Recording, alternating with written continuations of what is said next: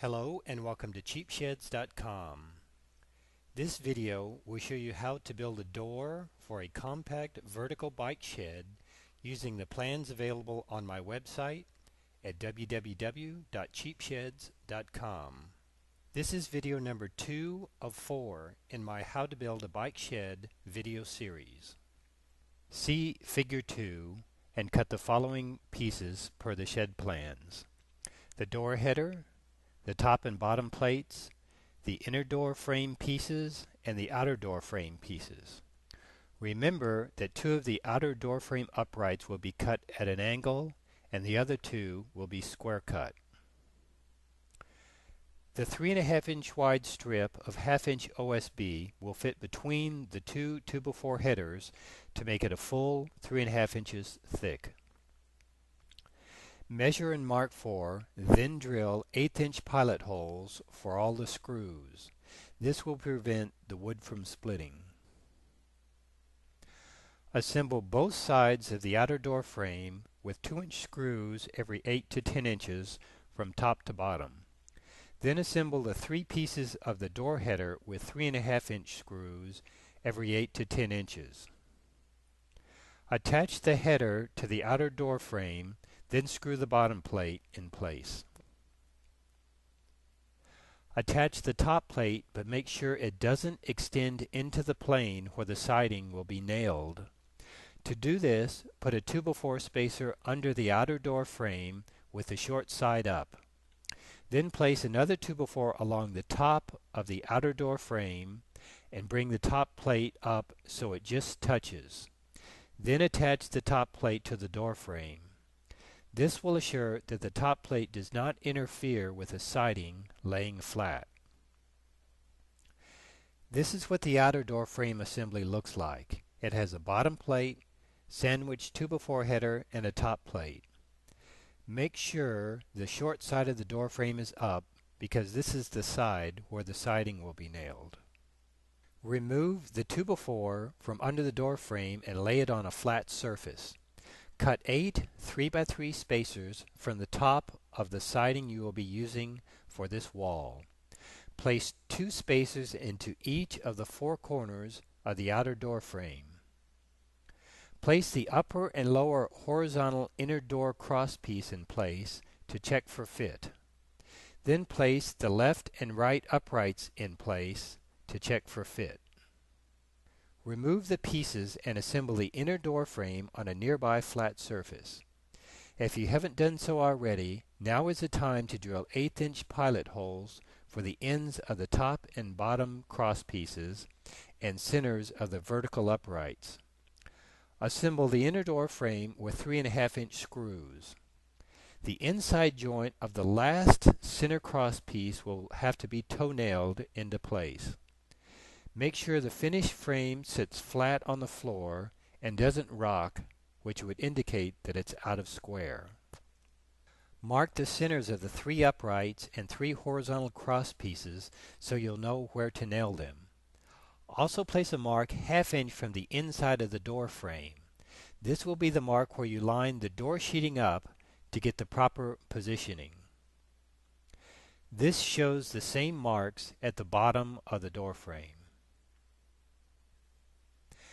Measure the door sheeting per the shed plans, then double check the measurements against the actual door frame before you make the cut.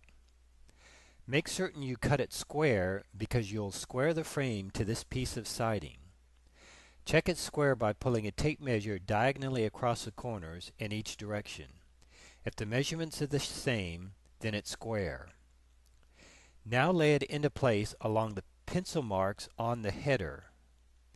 Check it from side to side between the marks on the top of each vertical door piece. Put a 2-inch galvanized nail into each of the corners into the underlying 2x4s of the inner door frame.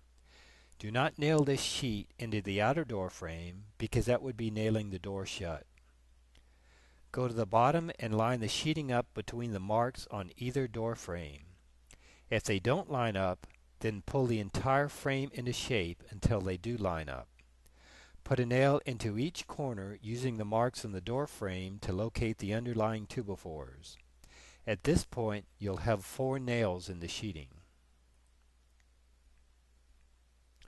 Cut 6 1x3 spacers from the cutoff of this siding.